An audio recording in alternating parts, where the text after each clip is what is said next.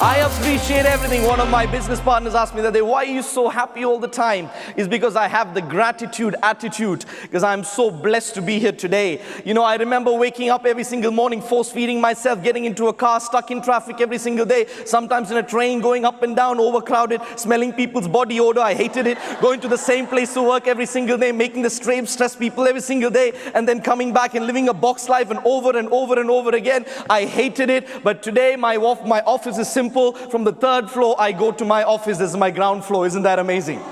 And I get to work from home. See, nobody worries or nobody wants to know about, the position number 3 or the bronze medalist. Nobody wants to know about position number 2, the silver medalist. Everybody is interested about the gold medalist. Yes or yes? And that inspired me, and here's what I wanted to do. As I come here to the Gold Coast, I'm going to talk to you about gold today. Yes or yes?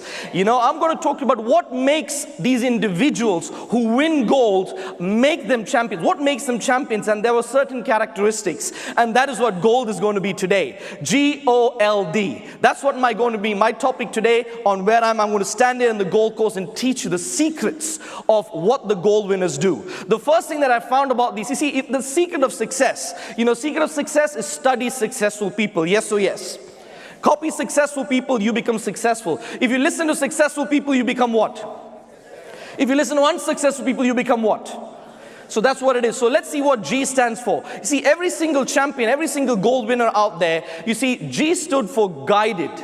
They were actually guided. And you see, these champions were guided by 2 things. The first thing that they were guided is a mentor or a coach. See, I want to talk about the fastest runner in the world, the greatest gold medalist in running. Yes, Usain Bolt. He made $119 million by just running 115 seconds in the Olympics. So for almost an average of 1 second, he made 1 million. But is it that the case? But no, it's 20 years of being guided by a coach and 20 years of being guided by systems, a weight training system, a speed training system, a diet system. That's what made Usain Bolt the fastest runner in the world. So G in gold stands for you're guided by a system. Next thing you want to understand, the O in becoming a champion, a gold winning champion, is O means you're going to get opposed. Opposition is going to be so key in this business. Any champion you look in the world who've achieved gold, you look back into their history at some point in their life, they went through some severe amounts of opposition. Here's my biggest advice to you. You see, a smooth sea never created a skillful sailor. Yes or yes? When a lion walks through the jungle, the dogs will bark on the side, but the lion just keeps on walking. It doesn't have time. Doesn't have time. Scientists say that the world is made of protons, neutrons, and electrons, but they forgot to mention morons. Yes or yes? You see, the problem is most people are educated in school to look for a job and not to become an entrepreneur. Yes or yes? So that is the reason why one of the richest people in the world, that's a billionaire, Jack Ma, said this: listen, if you put bananas and money in front of monkeys, the monkeys will always select the bananas because the monkey doesn't know that money can buy bananas. Banana, B-A-N-A-N-A, building absolutely nothing anywhere near anything.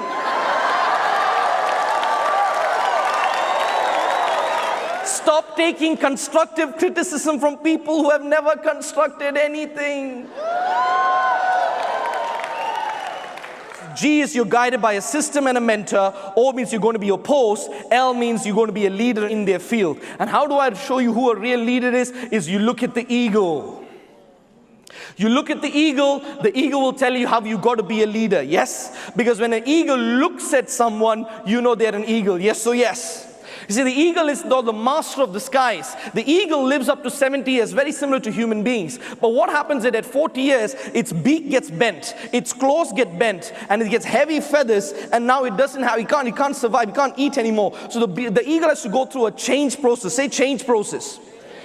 And so the eagle is either you change or you die. So eagle then, the ones who want to change, the eagles want to change, they go to the top of a mountain, and then against a rock, it builds a nest, and then every single day it beats its beak on the actual mountain. It gets this claws, and it beats its claws on the actual mountain till it breaks the claws, breaks the beak. The eagle is bleeding, but it's going through the pain, but it knows that if I don't do this, I will not be able to survive. So in the pains, it's still positive. Does that make sense? That's why pain stands for P-A-I-N-S, positive attitude in negative situations. Go through the pains, and then the eagle goes through that, and then a new beak will come out, new claws will come out. Using the claws, it removes its old feathers, and then it takes the actual flight of rebirth, and it flies with a 9 feet wide wingspan, and it flies above the skies. That's what you got to do, because a leader goes the way, shows the way, and knows the way, and helps other people. Because you see, leaders don't seek power, they seek to empower. Yes, so yes. That's why EAGLE stands for E-A-G-L-E-S, empower and grow, letting everyone succeed. Your people, if you're a leader, they don't look at your mouth, they look at your feet and see what you're doing. People won't do what you say, people will do what you do. Yes, so yes. One of the final characters is D. They are deciders. Yes, they make decisions. And at some point in your life, when their lives, you look at champions, you will see a turning point the day the decision is made. Some of you here right now are making decisions right now. Some of you are right now making decisions. See, deciders change at a moment, and in the moment of that change, at the moment of decision, your destiny is changed forever. Yes, so yes. There was once in a big manufacturing company, there was a huge engine that had a huge problem, and they didn't know what the problem was. So they blew in engineers from all over the world, experts, nobody could fix the problem. So at that time, one of the individuals in the actual company said, I know this old man who fixes engines. So the old man was brought in, he looked at this big engine, the engineers spent months trying to fix this, they couldn't. He actually came, took a hammer, hit on one part of the machine starts to work. Next day he sends an invoice, the actual repair work, $10,000 for 2 minutes of work. The actual executives were unhappy, the owners of the company. What? He just went and hit with a hammer. What's 10,000? That's not right. Give us an itemized bill for how you worked out 10,000. Next day the old man sent an itemized bill, and it was very simple. Hitting with the hammer $1,000, knowing where to hit 9,000. I want to tell you one of the most powerful stories that I've ever witnessed in my life. It was the year 1989, and I like to play cricket. I'm a semi-professional cricket player. It was the year 1989. India was playing Pakistan, and it was the 5th day of the test, and India was losing because on the pitch were the biggest, the best bowlers, the fastest bowlers in the world. Waqar Yunis at that time, and Mr. Akram over there, Wasim Akram, and they were bowling, and they were getting all the best batsmen out, and India was losing the test. It was the last day. All that the Indians had to do was not get out and stay in the game. But all the batsmen were getting out because it was the fastest pitch in the actual, these batsmen were saying, I've never seen a pitch this fast, we can't even see the ball. And then many of the batsmen went out, and a 16-year-old kid walks into the pitch.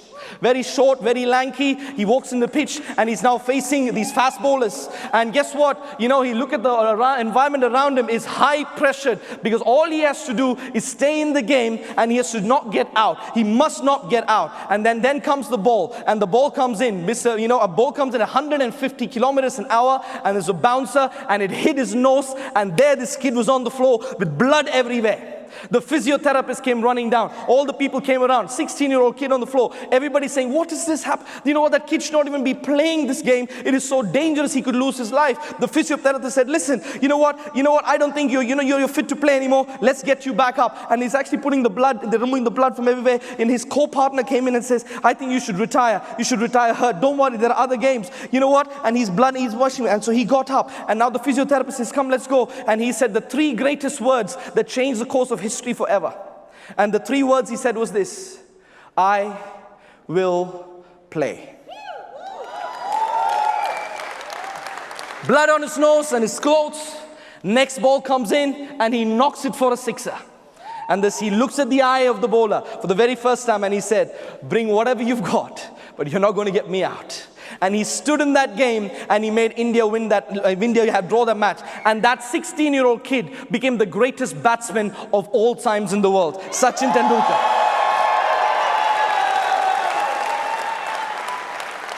Because that kid made a decision on that day. Even if everybody's telling me to leave, I am not going to leave. I am going to play. I am actually going to, this is the place where I am going to fight. Because I heard that song, it's my fight song. Yes, I'm going to fight and I'm going to plant my flag over here. What does flag stands for? F-L-A-G, fight like a giant. Yes, so yes. It doesn't matter how big the opposition is. It doesn't matter what anybody throws at you, but you got to fight like a giant. Thank you very much.